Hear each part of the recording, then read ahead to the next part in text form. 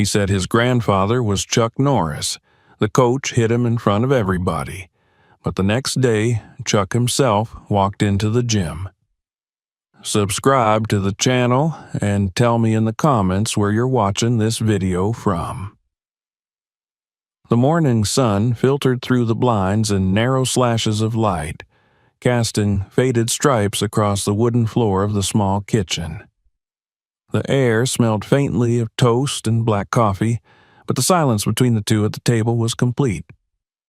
Zachary Norris, Zach to everyone except his grandfather, ate his breakfast slowly, chewing with a kind of deliberate calm. Across from him, Chuck Norris sat with one arm resting on the edge of the table, his weathered fingers curled around a ceramic mug, his eyes trained not on the boy, but somewhere beyond the window, where the tips of the trees caught the light like they'd done every morning for the past decade.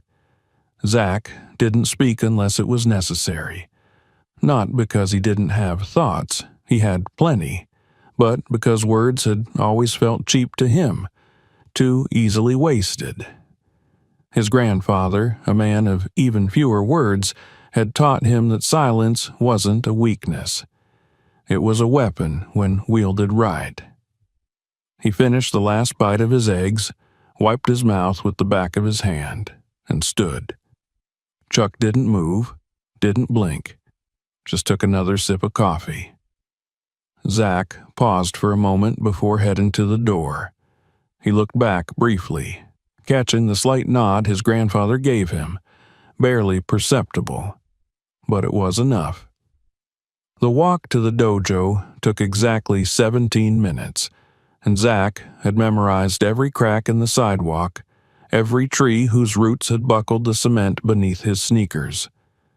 The morning was cool, not quite cold, and the breeze carried the faintest scent of damp leaves and asphalt. Zach walked with the quiet focus of someone who wasn't just moving from one place to another, but preparing for what lay ahead. His gym bag bounced lightly against his hip, the strap worn thin from daily use. The strap had snapped once. He'd sewn it back himself. By the time he reached the training center, the parking lot was still mostly empty. He liked arriving early. It gave him time to warm up without the eyes, without the noise. The building was a squat, square structure that looked more like an old community center than a place where martial arts were taught. A faded banner hung over the entrance. Trent Martial Arts Academy. The letters peeling from sun exposure and time. Inside, the smell of sweat and rubber mats greeted him like an old friend. The lights buzzed faintly overhead, casting a sterile glow across the room. No music played, only the sound of his footsteps as he crossed the floor. He knelt near the edge of the tatami and began stretching, slowly, methodically, just as he'd been taught. Ankles, hamstrings, lower back, wrists, neck. Every movement served a purpose. By the time the others started filing in, Zach was already up and shadowing his footwork in one corner. He moved like someone who had practiced alone for years. Not flashy, not aggressive, but efficient. Calculated. He didn't speak to the others. Most of them didn't speak to him either. They were louder, bulkier, more eager to show off. In the hierarchy of the dojo, Zach barely registered. Coach Trent entered the gym 5 minutes late, as he always did, with a loud voice and the scent of cologne that couldn't quite cover the stale bitterness of coffee and sweat. He was a tall man with broad shoulders and thinning hair slicked back to look like it wasn't. His presence dominated the room instantly. "Line up," he barked, not because anyone needed the instruction, but because he liked the sound of authority. The students scrambled into formation. Zach took his usual place, third row, far right, neither too close to the front nor isolated at the back. It was a position that allowed him to observe without being the subject of observation. The warm-up was standard. Jumping jacks, squats, push-ups, core. Trent called cadence like a drill sergeant, his voice bouncing off the mirrors and rubberized walls. Some of the students responded with exaggerated effort, trying to draw attention. Zach simply moved. No wasted motion, no exaggerated breath. When it came time for technique drills, Trent split the students into pairs. Zach was left unpaired as usual. He didn't mind. It gave him more space to work alone. He practiced silently near the edge of the mat, going through throws and transitions in the air, each motion clean and precise. Trent noticed, of course, he always did. His gaze would linger on Zach for a few seconds longer than necessary, eyes narrowing just slightly. But he never praised him, never acknowledged the discipline.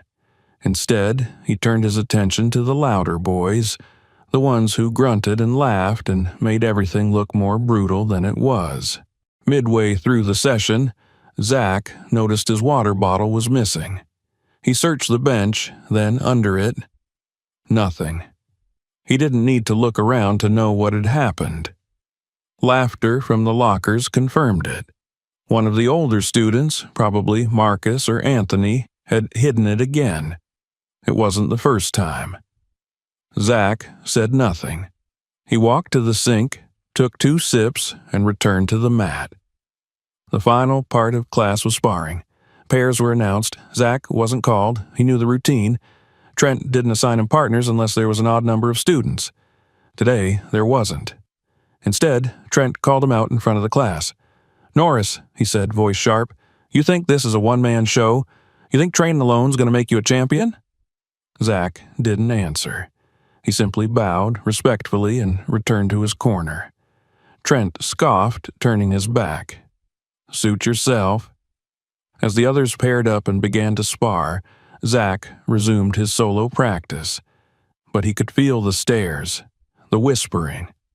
Some of the students mimicked his throws when Trent wasn't looking, laughing behind his back.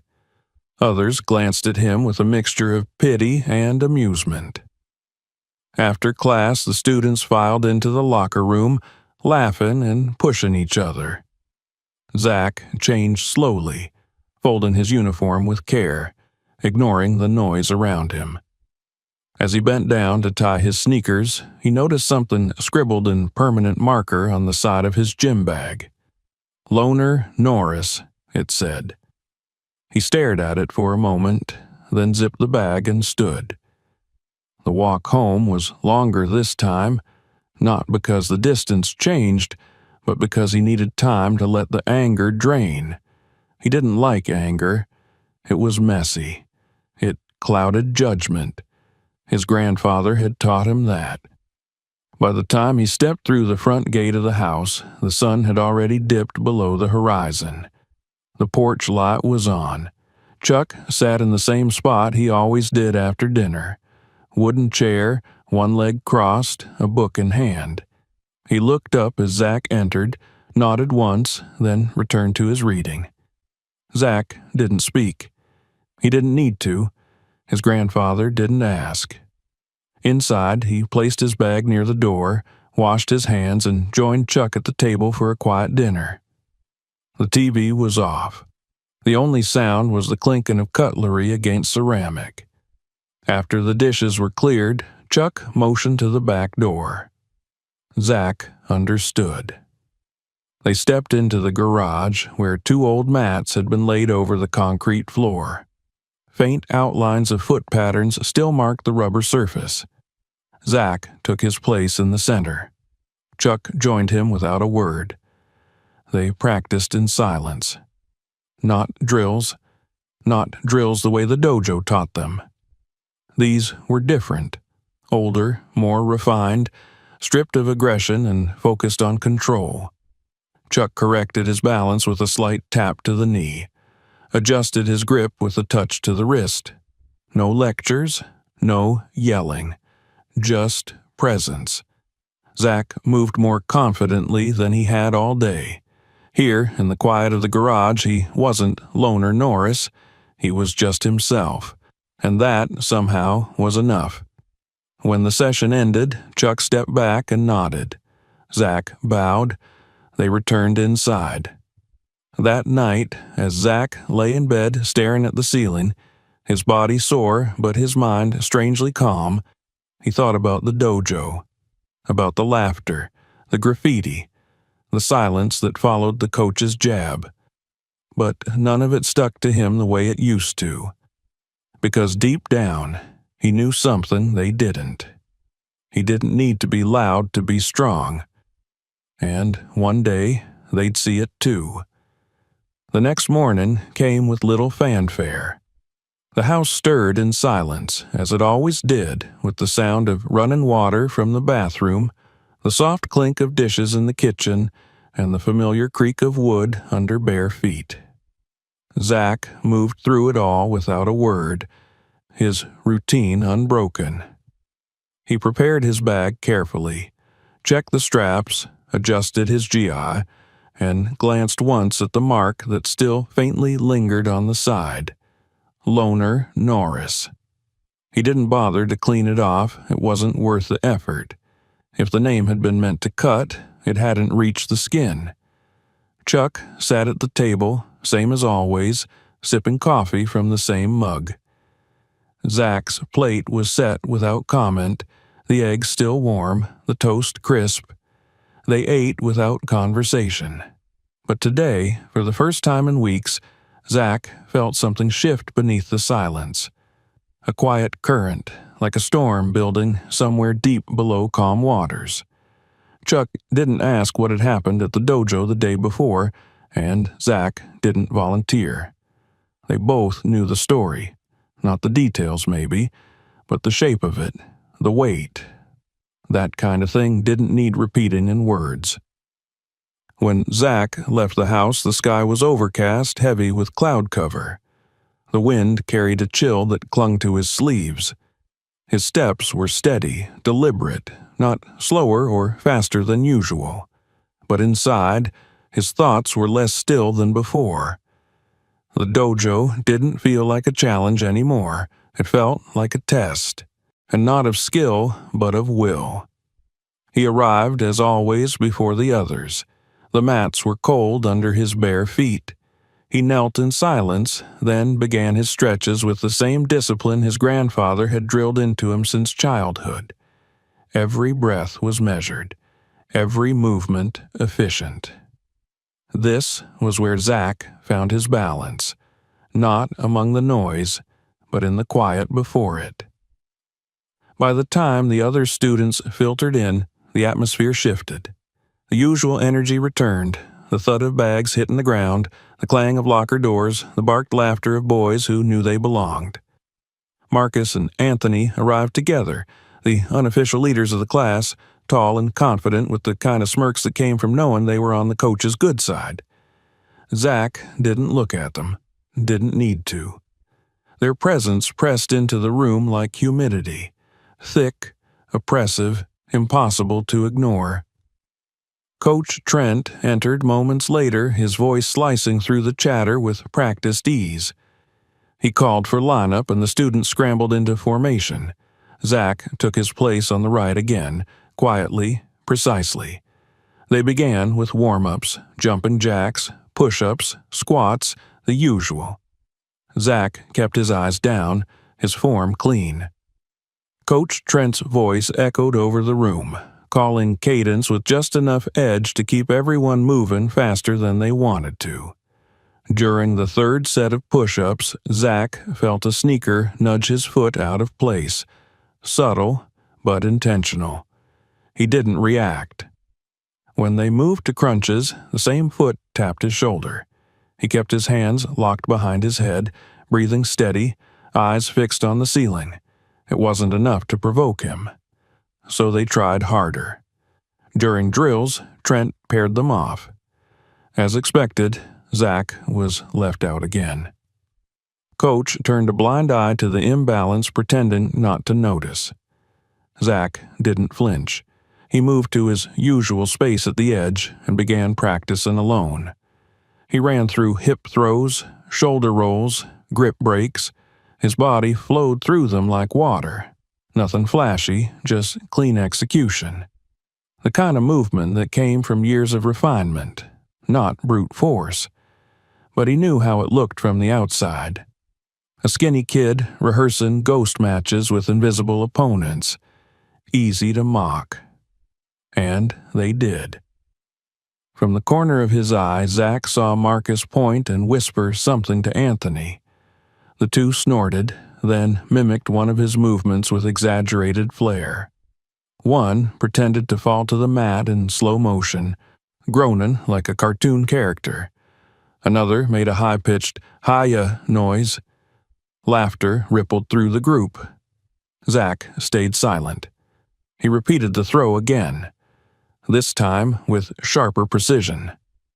After the session, as they broke for water, Zach returned to the bench where he always left his bottle. It wasn't there. He checked the floor, the bag. Nothing. He didn't look around. He didn't need to. A few feet away, Anthony and Marcus were huddled near the locker, shaking something behind their backs. Plastic crinkled. More laughter. Zach walked to the sink, filled a paper cup with water, and returned to the mat. His hands didn't shake. His eyes didn't rise. The day continued with sparring rounds. As usual, Trent didn't assign Zach a partner. The class was even. But this time, something was different. Zach felt it in the coach's tone, in the way his eyes avoided Zach just slightly longer than normal. It wasn't indifference. It was dismissal. As if Zach wasn't just being overlooked but deliberately erased. After class, while the others changed, Zach stayed back. He swept the mat, wiped down the benches, gathered stray towels. He did it without being asked, without being thanked. It wasn't for approval, it was for himself. In the locker room, his bag was exactly where he'd left it. But when he picked it up, the words on the side had been joined by a drawing. A stick figure with a big head and fists the size of planets, kicking another stick figure off a cliff. Above it, someone had written, "Chuck Norris's grandson." Below, "Yeah, right." He stared at it for a long moment, then zipped the bag closed and left. That evening, the garage was colder than usual. Zach laid the mats down anyway. He didn't ask. Chuck had been reading on the porch when Zach came home and nodded once when their eyes met. Inside, the training was harder. Not faster, not more aggressive. Just more demanding.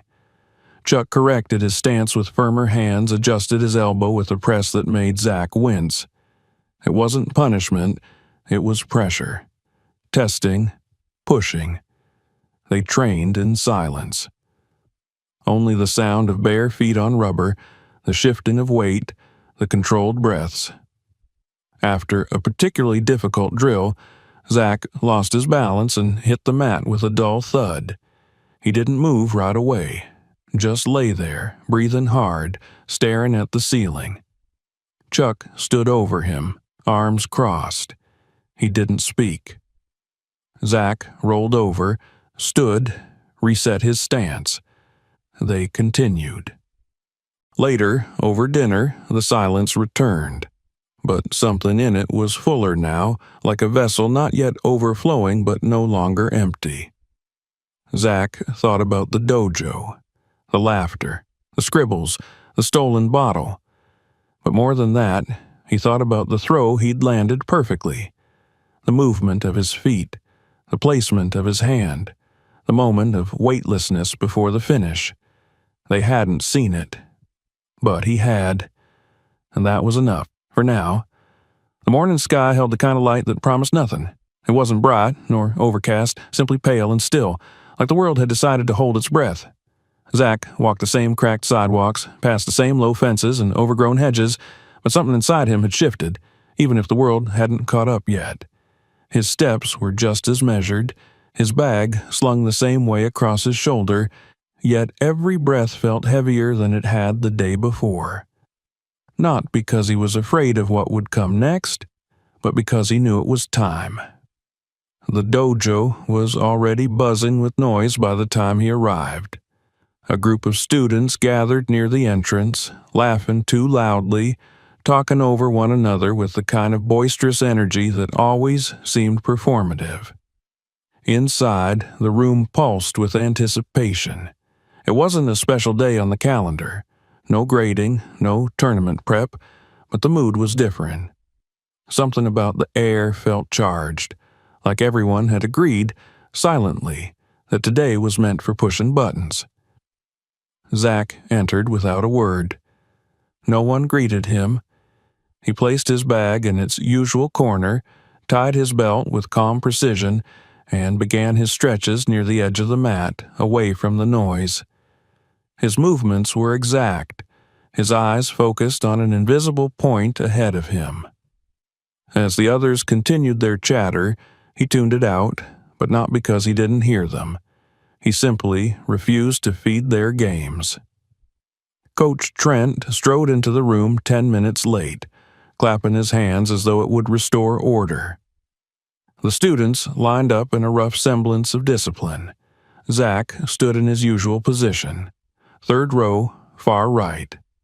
Coach paced in front of them, eyes scanning the group, his gaze lingering only briefly on Zach before moving on, like he was something just barely worth noticing. They moved through warm-ups quickly. Trent barked out commands with more impatience than usual, as if he were trying to hurry toward something. The students sensed it too, their energy restless, glances darting between each other and the front of the room. When it came time to partner up, Trent didn't bother assigning. He simply waved his hand and told them to find someone and make it count. Zach waited, watching pairs form quickly around him. No one approached. Again, he was left alone. Again, he moved to the edge of the mat without complaint. He began his solo drills, slow and steady at first, then building in speed and complexity. His footwork was sharp, his balance unwavering. The room buzzed around him, but within the lines of his movement, he found quiet.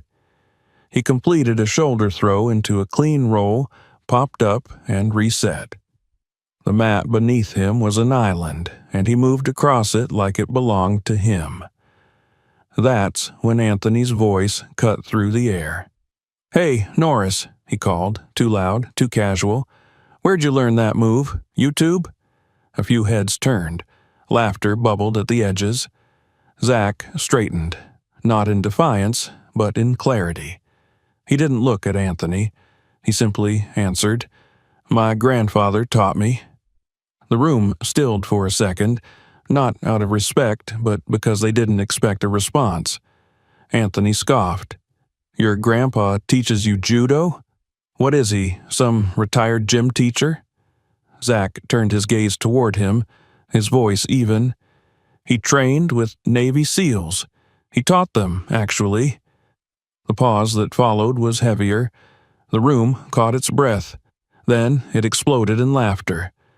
Several students doubled over. One imitated a salute, exaggerated and stiff. Another mimicked crawling through mud. "Sure," someone yelled from the back, "and I'm Bruce Lee's godson." The laughter crescendoed, filling the space with disbelief and mockery. Zach stood still, his posture straight, his hands calm at his sides.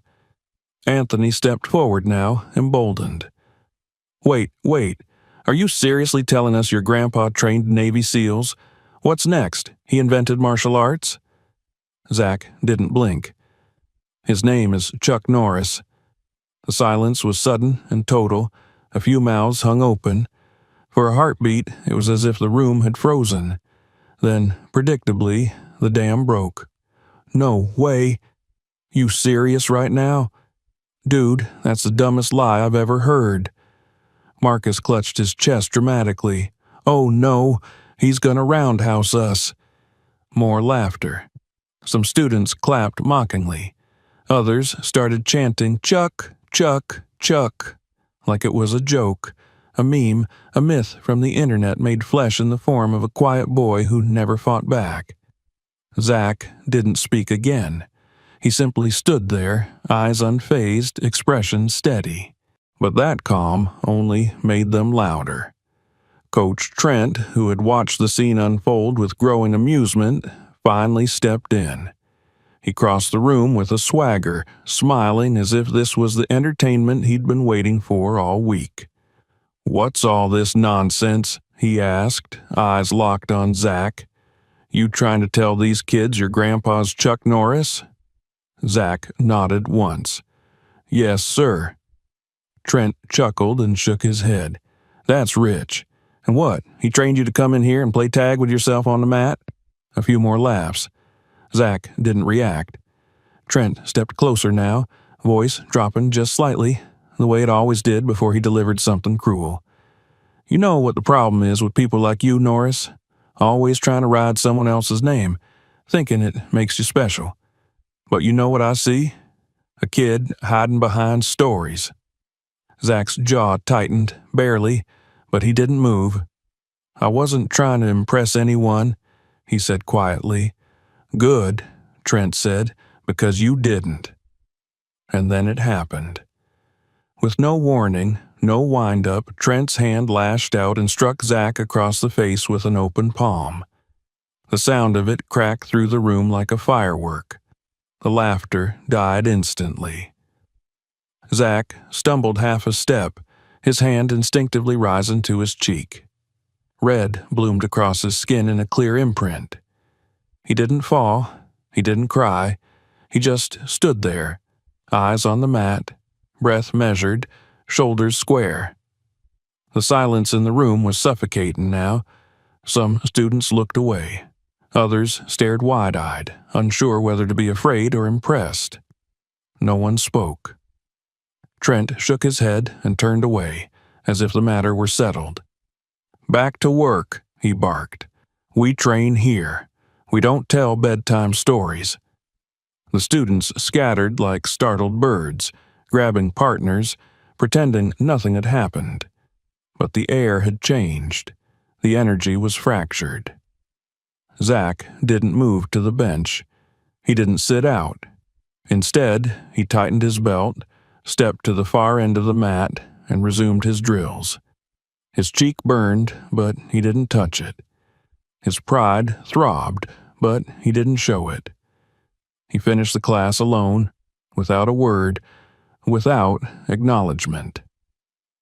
When the final bell rang and the others filed out, laughing and pushing each other, Zach packed his things in silence. No one offered a glance. No one said goodbye. Outside, the sky had turned a washed-out gray. The wind picked up as he walked. He didn't put on headphones. He didn't pull out his phone. Just walked. He took the long route home. By the time he reached the gate, the sun was low, the horizon smudged with orange and purple. The yard smelled faintly of earth and tomato plants. On the porch, Chuck sat, whittling a small block of wood into something that might become a bird or a fish. He looked up as Zach approached. He didn't smile. He didn't ask. Zach nodded. Chuck stood, stretched slowly, and opened the door. "Wash up," he said. "Dinner's almost ready." Inside, the house was warm, but quiet. Zach placed his bag by the door, washed his hands, and joined his grandfather at the table.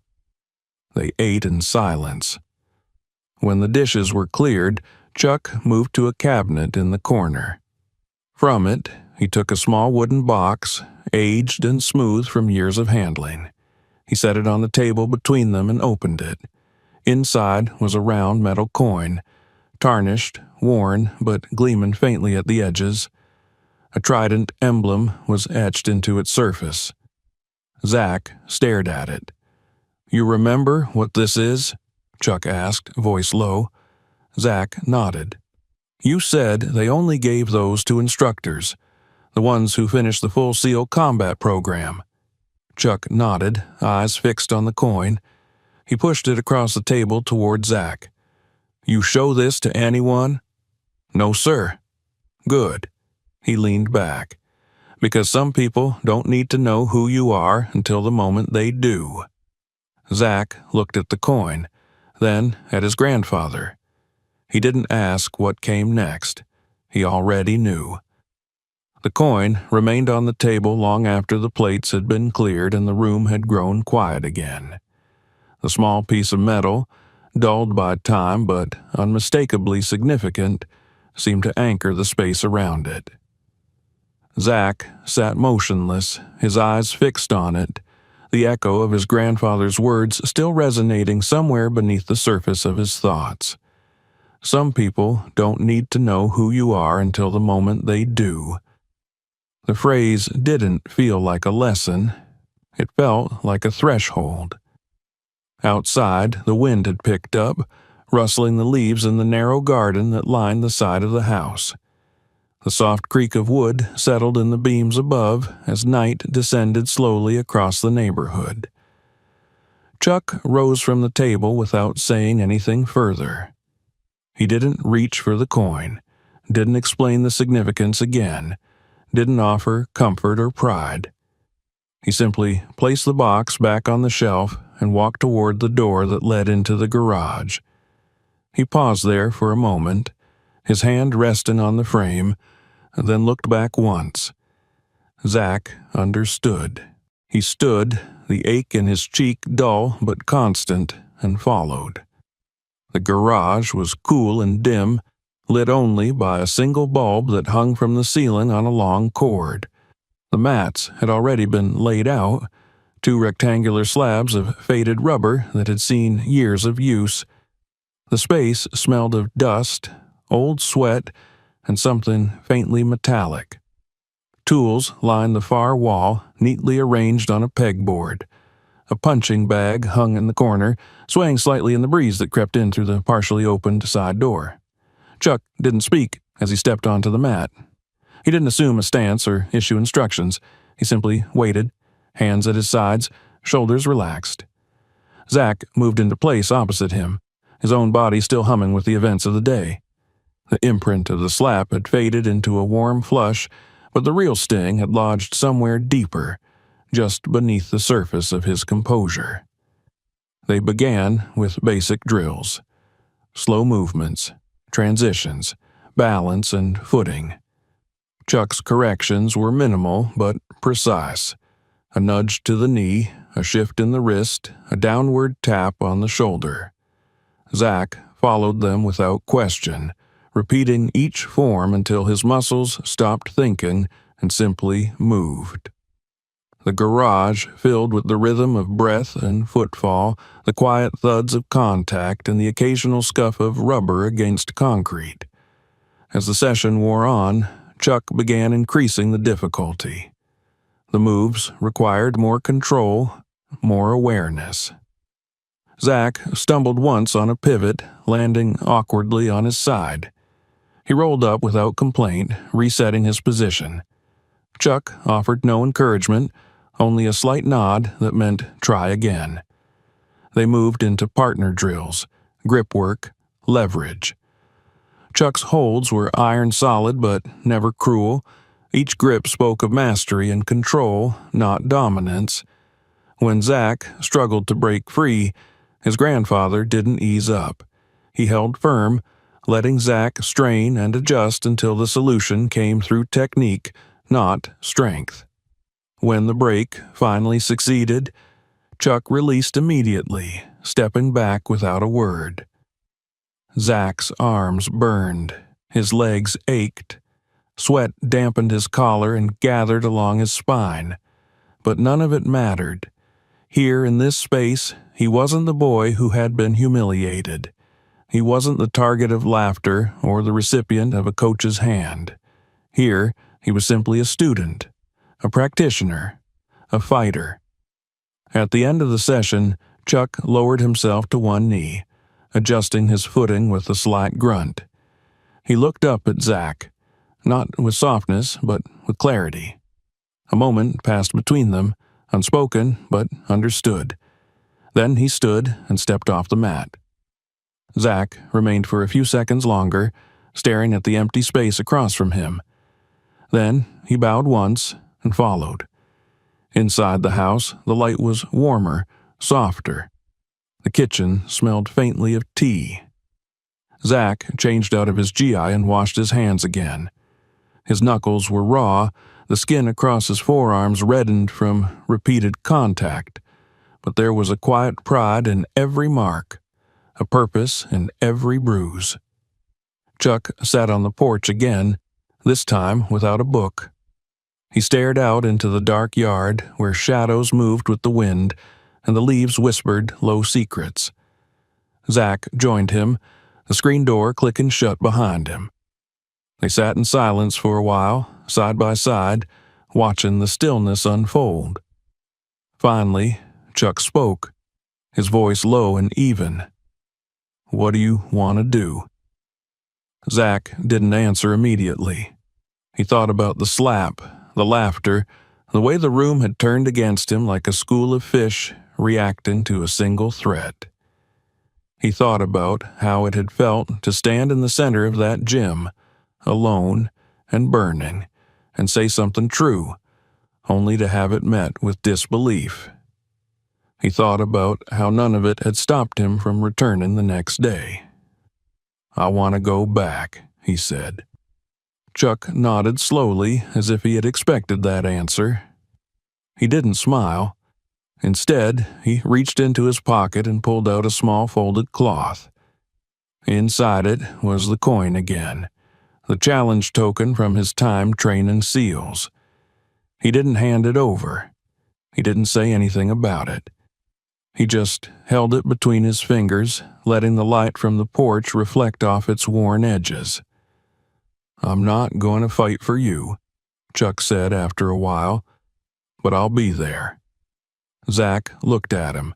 He didn't need to ask what that meant. The next morning came gray and cold, the sky smeared with clouds.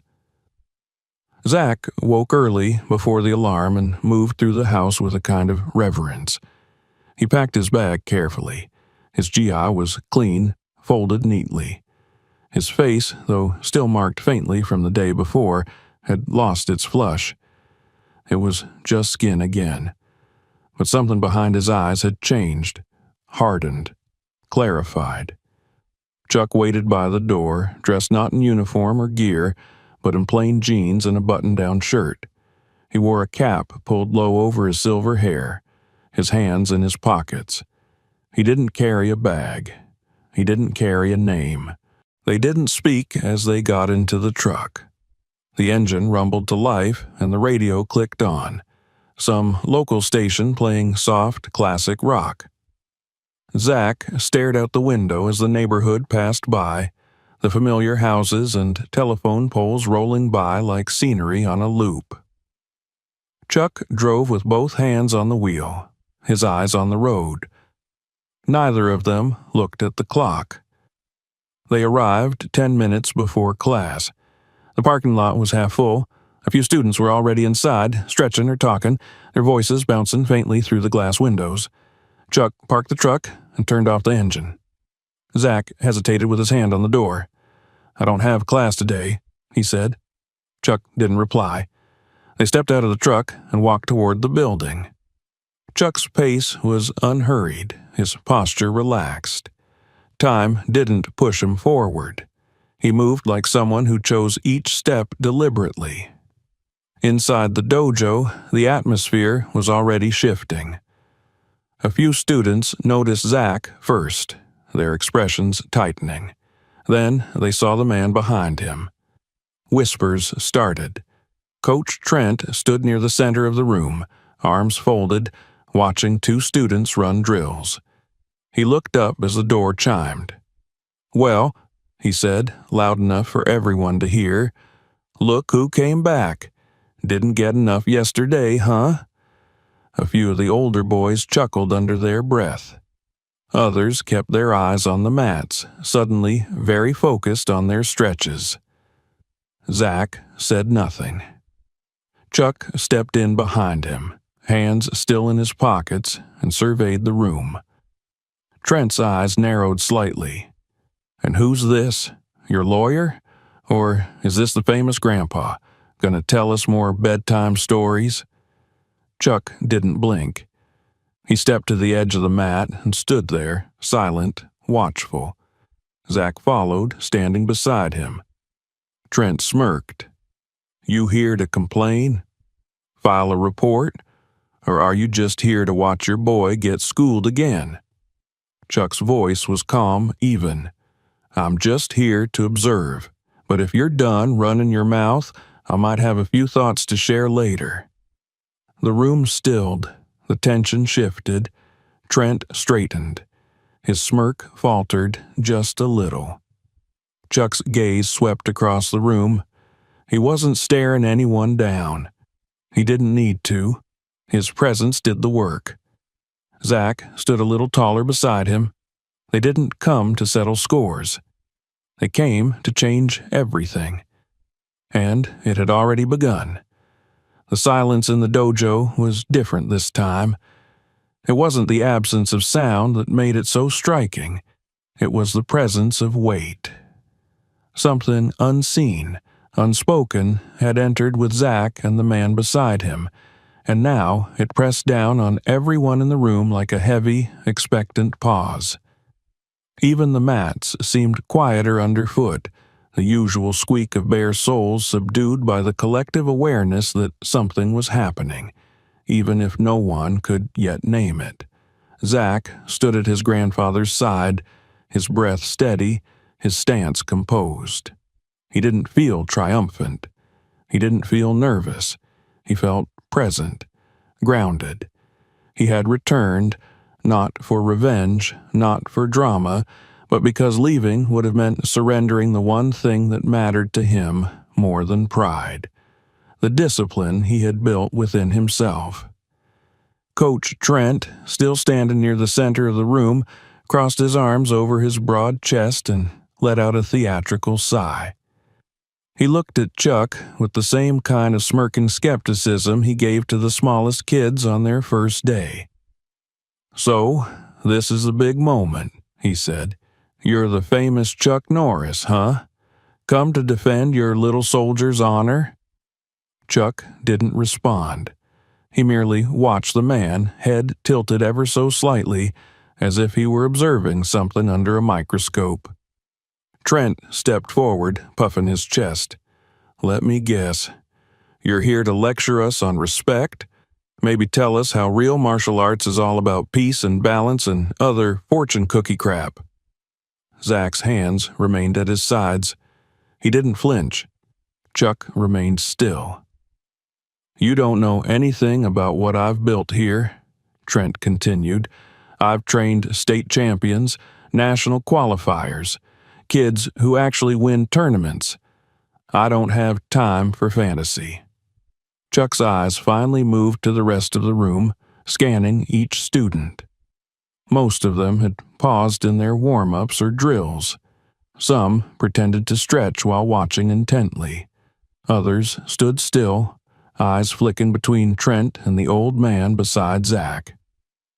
"I've seen a lot of gyms," Chuck said, his voice low, not raised to command attention, but somehow drawing it all the same. "Some of them build fighters, others build noise." Trent's smile faltered just for a second. "You got something to say?" he snapped. "Then say it. Or better yet, why don't you show it? You think you're some kind of legend. Let's see what you've got." Chuck looked back at Zach, then stepped slowly forward. He walked onto the mat like he was stepping into a memory, every movement calm and deliberate. He didn't roll his shoulders, didn't stretch, didn't bounce on his toes. He simply stood, his feet flat, his posture relaxed, his eyes focused entirely on Trent. The coach laughed. It wasn't a comfortable laugh. It was sharp, forced. "You sure you're up for this, old man? Don't want you throwing your hip out or anything." Chuck didn't blink. Trent exhaled, then moved into a loose stance. His arms raised. He started to bounce lightly, trying to show energy, youth. He rolled his neck once, cracked his knuckles. "I hope your Medicare covers this," he muttered, and then he lunged. What happened next unfolded too quickly for most in the room to register. Trent's punch never landed. Chuck's body moved like liquid, slipping inside the arc of the attack with a grace that didn't match his age.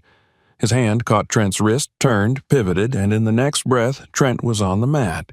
His arm twisted into a controlled lock, his face pressed against the floor. Gasps broke the silence. Someone dropped a water bottle. A pair of students stepped back instinctively. Trent didn't cry out, but the surprise in his eyes was plain as day. Chuck held the position just long enough to make a point, then released him. Trent rolled onto his back, breathing hard. "You got lucky," he said, his voice strained. Chuck stepped back. "No," he said simply, "you got arrogant."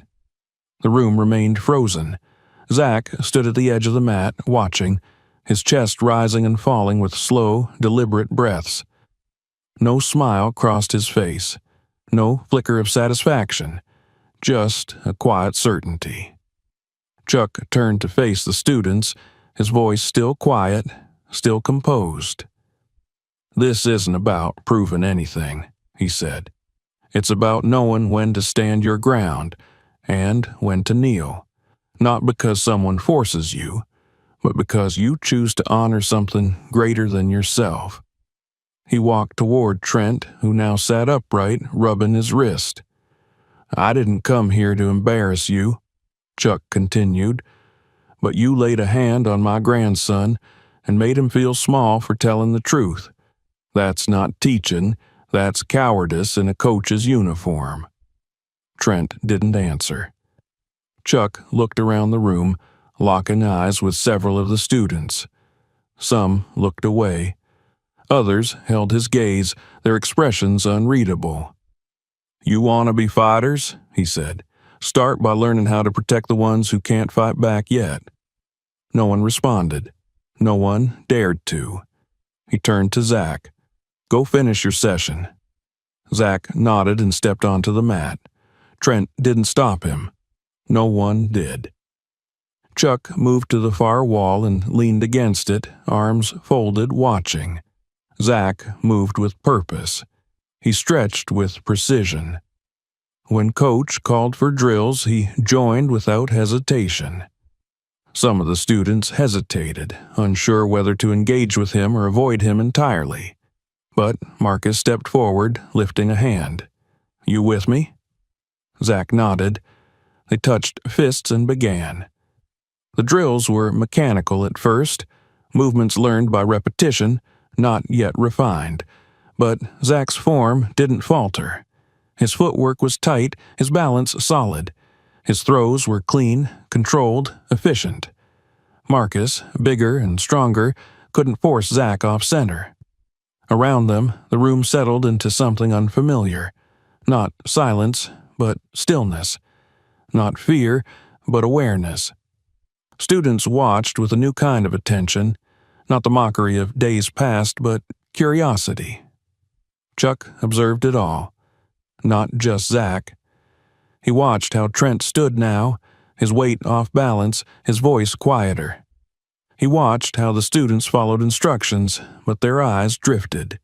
Toward Zach, toward the quiet man at the wall, toward each other. The foundation of the room had shifted. Trent finally spoke again, louder than necessary. "You think standing there makes you better than me?" Chuck didn't answer. "I built this place," Trent snapped, "from nothing." Chuck's voice came low and firm. "You built it on fear." Trent stepped forward, fists clenched. "You don't know me. I know enough." A young student, barely 13, whispered loudly enough to be heard. "I think that's really Chuck Norris." Heads turned. The whisper traveled like a wave.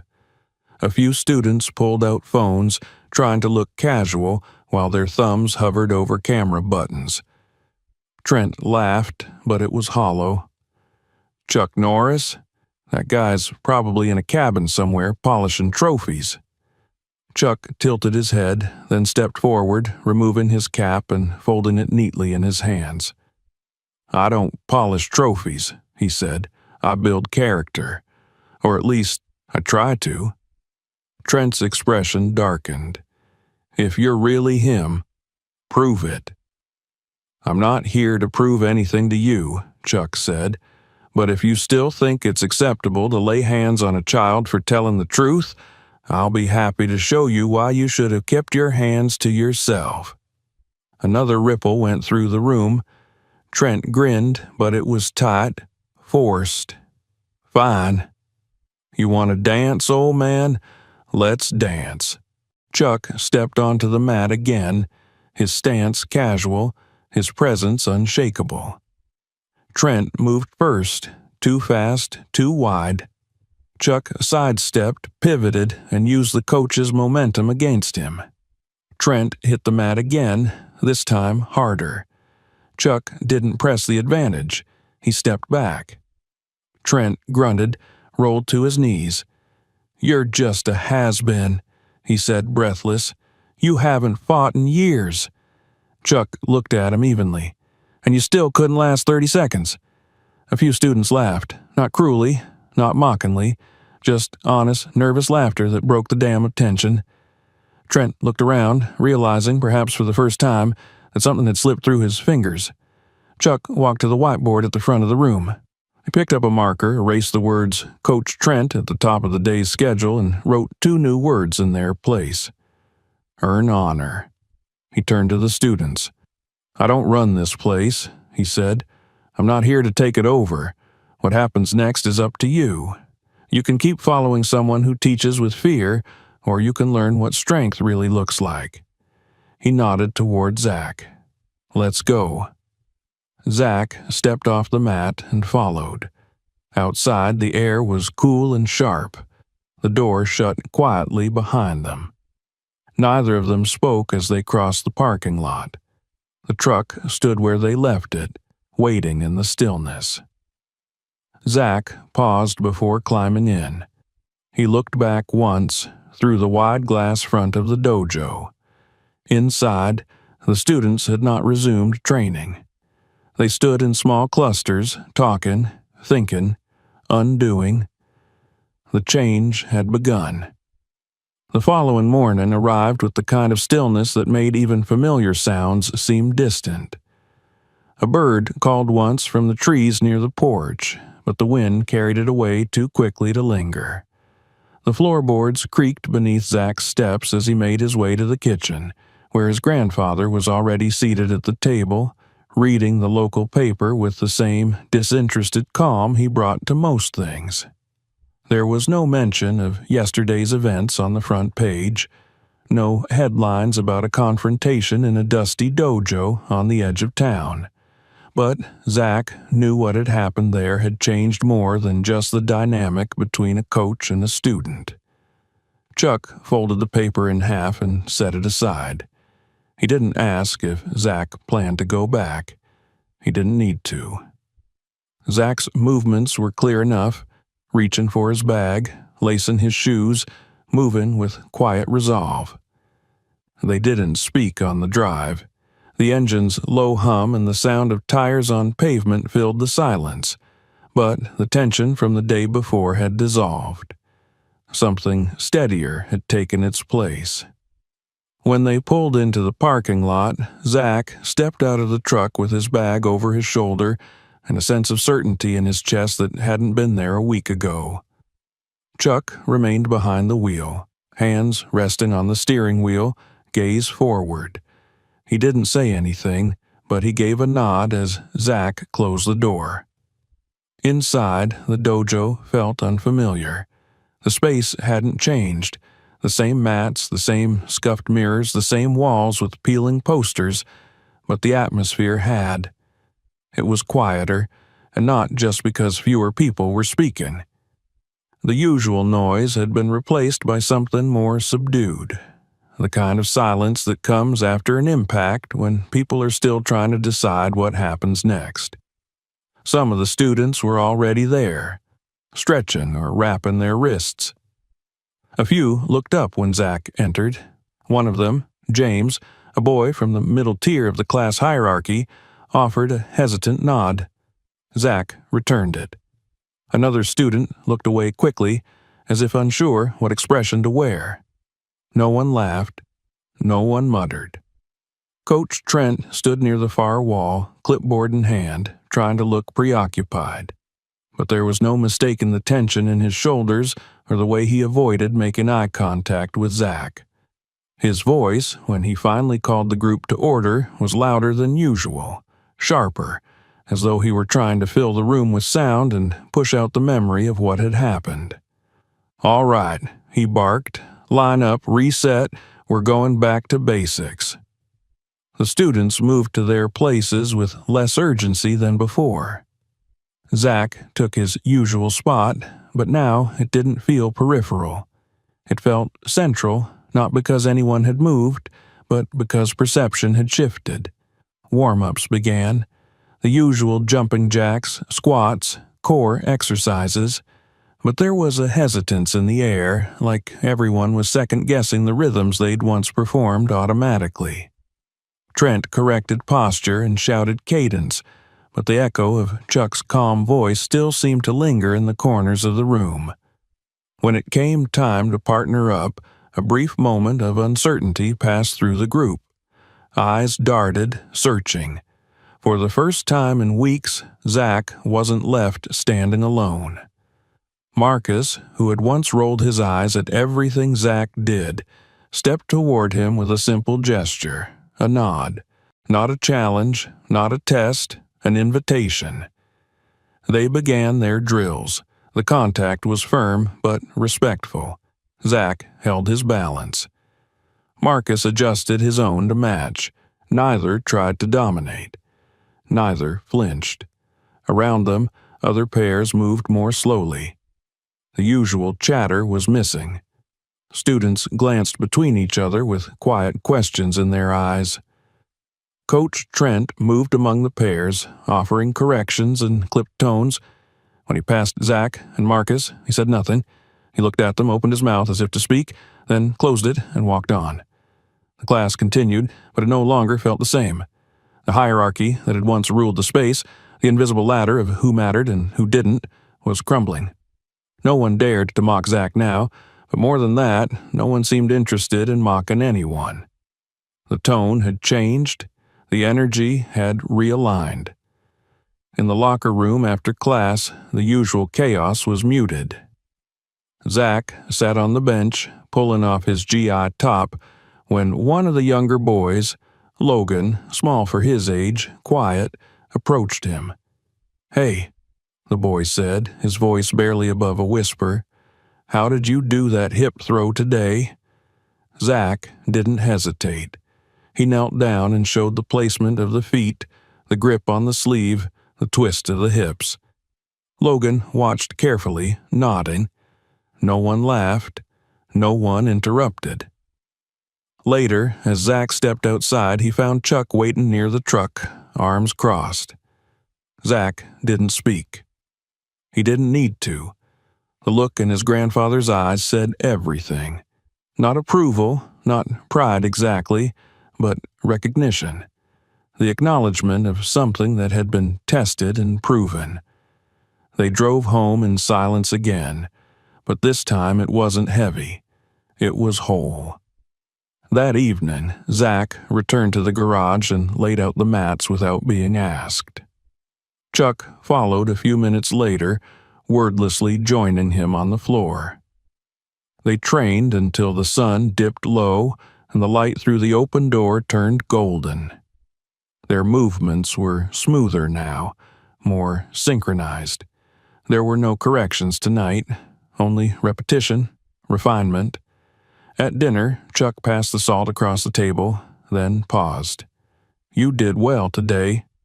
Zach looked up. His grandfather rarely offered praise, and when he did, it wasn't for effect. "I didn't do anything special," Zach replied. Chuck took a sip of his water. "You didn't need to." That night, as Zach lay in bed staring at the ceiling, he thought about the dojo, about the way Marcus had stepped toward him, not as an adversary, but as an equal, about the way Logan had asked for help, about the silence in the room that had once been filled with noise. The slap still echoed somewhere inside him, but now it was different. It wasn't the sound of humiliation. It was the sound of something breaking and something else beginning to grow. The next day, the same patterns repeated, but with subtle changes.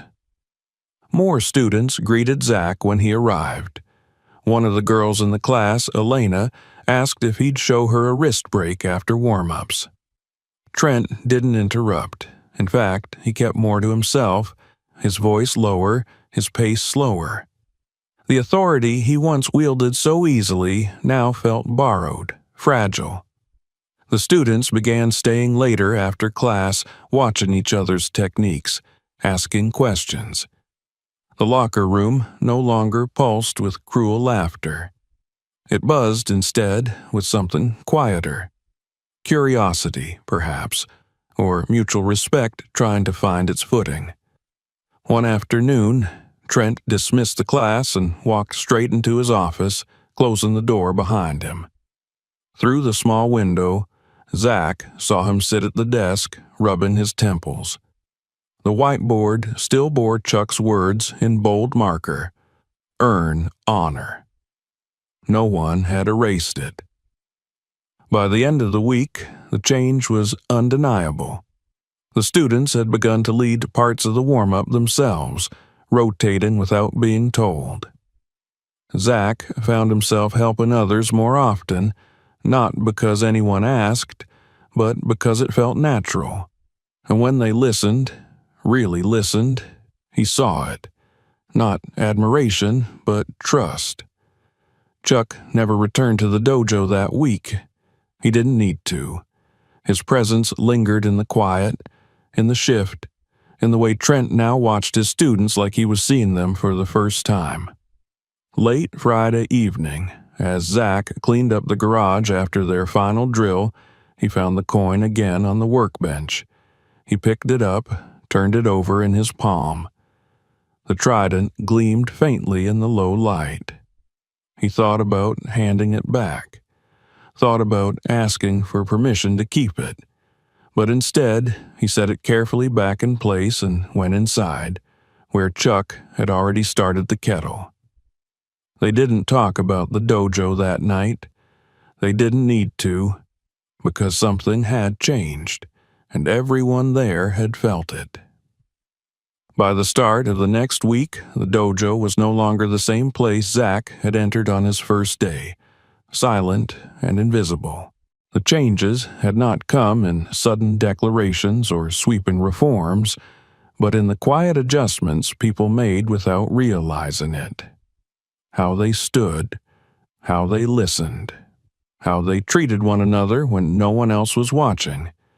That was how real transformation always began, with small decisions layered over time. Zach arrived early again, as had become his custom, and this time he was not alone.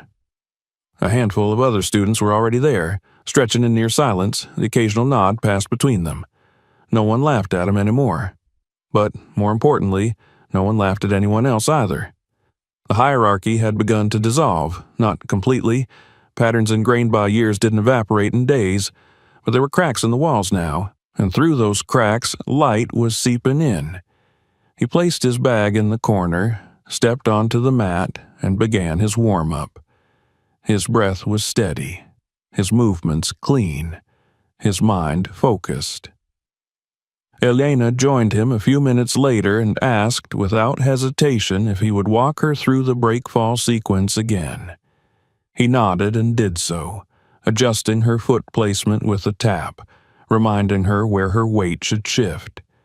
She listened attentively. Others watched. No one interrupted. Coach Trent arrived on time, perhaps for the first time that month. His entrance, once a performance of authority, was now quieter, more subdued. He didn't bark orders. He didn't strut across the room.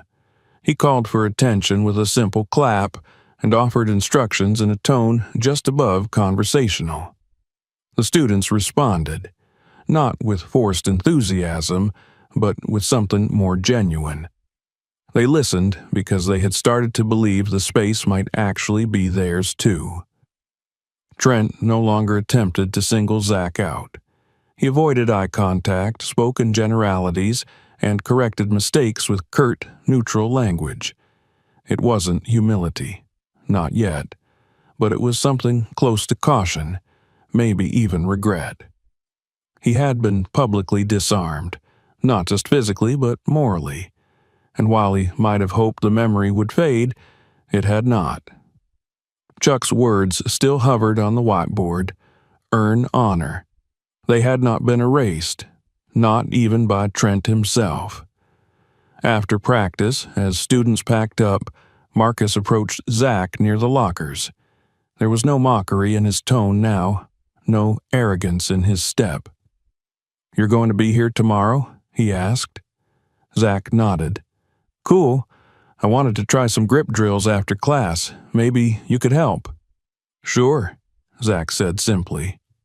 Marcus smiled, small, quick, and genuine, then walked off.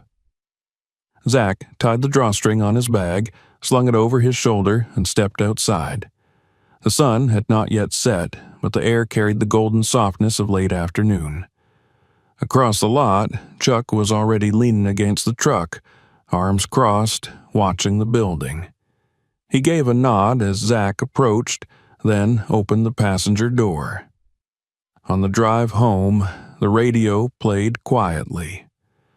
Zach glanced over at his grandfather, whose eyes remained on the road, his mouth drawn in its usual thin, unreadable line. But there was a new ease in his posture, a settling of something that had once been on guard. He no longer looked like he was waiting to intervene. Now, he simply watched. At home, Zach unpacked his things and placed his uniform in the laundry, then walked out to the garage and began rolling out the mats. Chuck joined him minutes later. They moved without conversation. The rhythm was familiar now, a shared language neither needed to speak aloud. They practiced harder that evening. Chuck challenged him more, forced him to adjust, to adapt.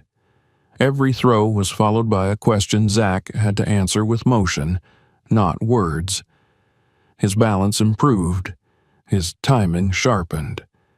When he finally managed to counter one of Chuck's signature sweeps, his grandfather responded not with a smile or a compliment, but with a single word: good. That night at dinner, Chuck poured them both water and sat across the table in his usual chair. The coin sat on the windowsill behind him, catching the light from the kitchen in soft gold glints. "You've been carrying it?" Chuck asked suddenly. Zach hesitated, then nodded. "Not always. Just when it feels like I need to."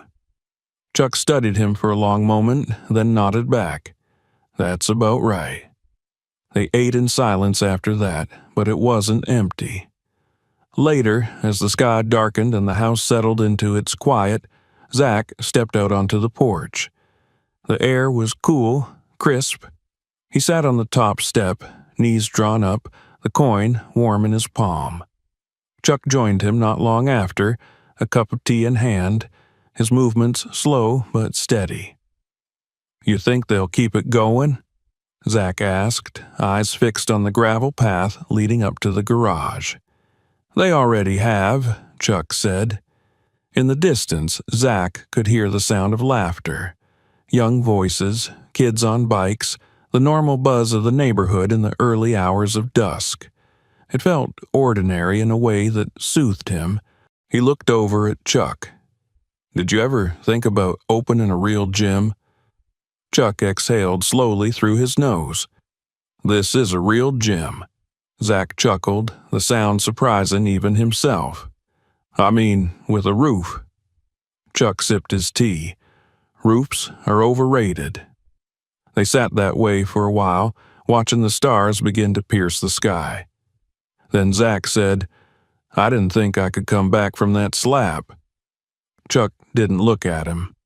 "That's because you were thinking about the slap," he said, "not the step you took after." Zach nodded slowly, turning the coin over in his fingers. The metal was warm now from his grip, familiar. "What do I do with this now?" he asked. Chuck leaned back, gazing up at the stars. "You carry it," he said, "until you meet someone who needs it more." The days that followed were full.